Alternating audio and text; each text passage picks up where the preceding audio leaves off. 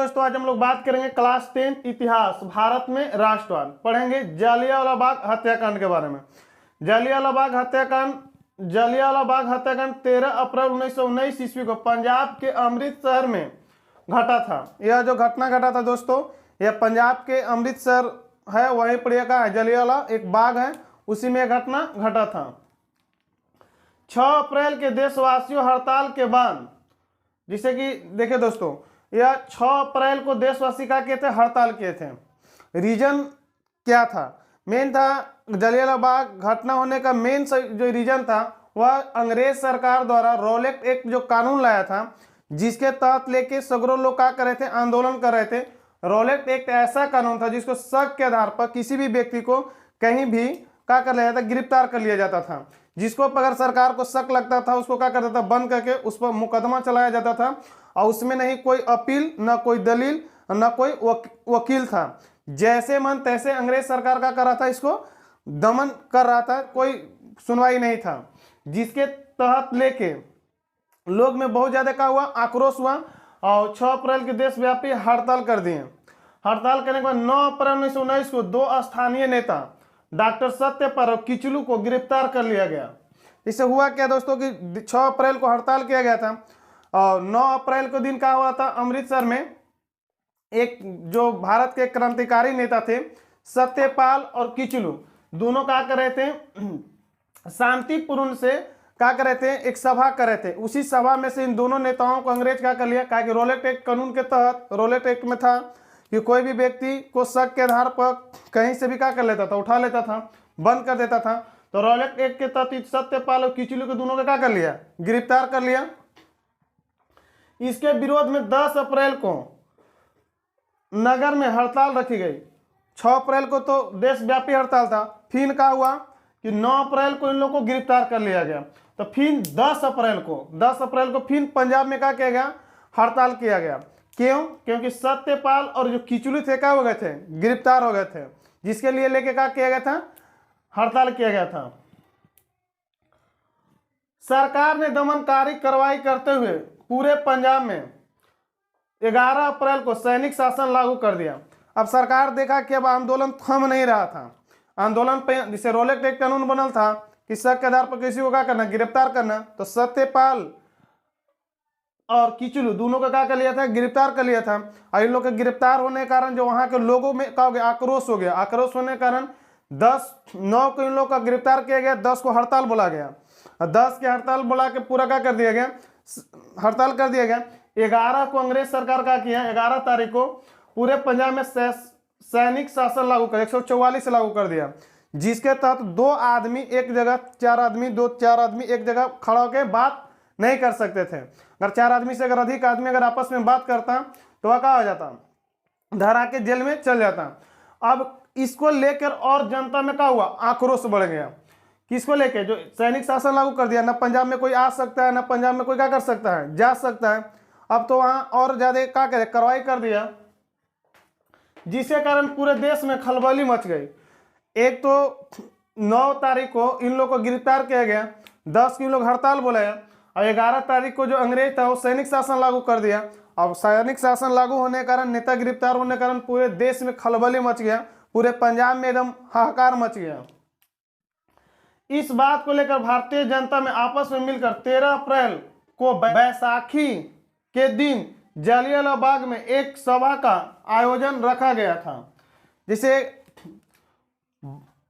11 तारीख को सैनिक शासन लागू हो गया, तो 12 के लोग आपस में एकजुट हुए, जितने भी लोग थे पंजाब में वह सब क्या हुए, एकजुट हुए। एकजुट होला के बाद 13 तारीख के बैसाखी के दिन वह क्या किया गया, एक अमृतसर से थोड़ा सुन हट के, पंजाब से अमृतसर से थोड़ा शहर से हट के एक बाग है, उस बाग में एक कुआं था और कुछ पेड़ थे।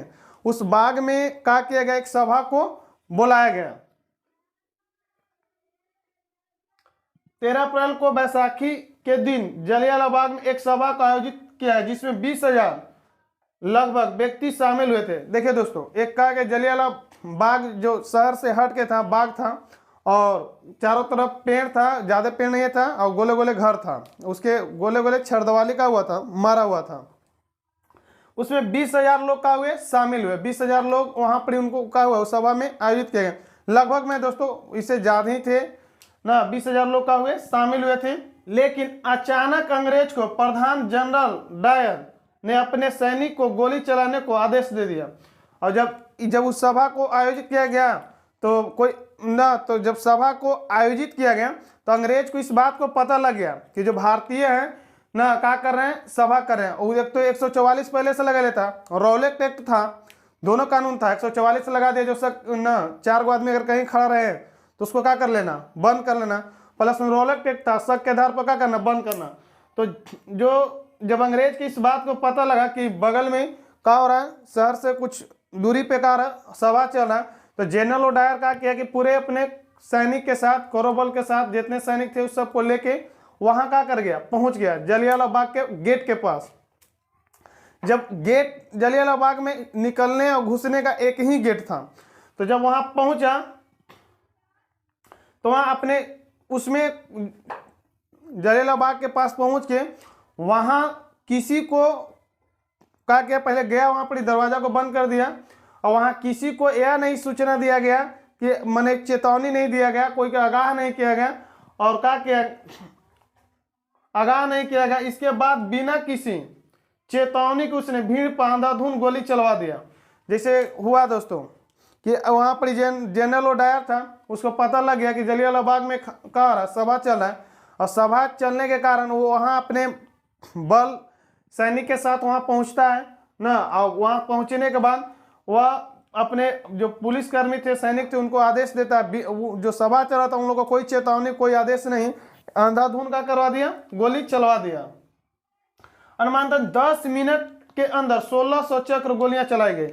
10 मिनट के अंदर 1600 गोली का किया गया, चलाया गया, जिसके सरकार गवाही के अनुसार 389 व्यक्ति मारे गए। देखिए दोस्तों 10 मिनट में ना 1600 गोली चलाया गया था, जिसमें देखिए सरकार के अनुमान था कि 379 आदमी मरे हैं, लेकिन 1000 आदमी से भी इसमें क्या हो गया, जवान, बच्चा, बूढ़, औरत ना सबको इसमें क्या किया, बुजुर्ग लोग डेथ कर गए हैं। परंतु मरने की संख्या हजारों से अधिक थी। कहा जाता है कि इस बाग में खून की नदियां बह गई थी। उस समय जब उस बाग में गोली चलने लगा था दोस्तों, तो उसमें एक कुआं था। बहुत सारे आदमी सोचते थे कि अंग्रेज की गोली से मरे, उस कुआं में कूद कूद के क्या कर गए, मर गए। बहुत के दिमाग में भी था कि कुआं में कूद जाएंगे तो बच जाएंगे, लेकिन एक पे एक माने हजारों आदमी कुआं में कूद के क्या कर गए, जान दे दिए। बहुत सारे आदमी गोली से मर गए, बहुत सारे आदमी भागने के जपा जाने के कारण ना एक दूसरे पर चढ़ के ना कारण भागे में क्या हो गए, कुछ आदमी मर गए। उसमें बहुत सारे व्यक्ति क्या गए, मारे गए। जिसके बाद गांधी जी ने सत्याग्रह ले लिया, वापस ले लिया, जिसमें गांधी जी सत्याग्रह क्या कर लिए, वापस ले लिए और अंग्रेज को कैसर-ए-हिंद की उपाधि भी वापस कर दी। गांधी जी क्या कर रहे थे ना, गांधी जी को जो सत्याग्रह जो चला रहे थे उसको क्या कर लिए, वापस ले लिए। और जो अंग्रेज को बहुत बढ़िया पहले गांधी जी मानते थे कि नहीं अंग्रेज बहुत बढ़िया है, जिनको कैसर-ए-हिंद की उपाधि दे लेता, वो भी क्या कर दिया गांधी जी, अब जान गए कि ये सबसे ज्यादा खराब है। कैसर-ए-हिंद की उपाधि को भी क्या कर दिए थे, वापस कर दिए थे।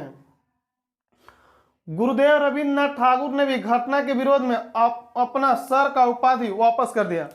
रविन्द्रनाथ टैगोर के भी अंग्रेज सर की उपाधि दिया था, नाइट हुक की उपाधि दिया था, तो उसको भी कहा कि यह वापस कर दिए थे रविन्द्रनाथ टैगोर भी।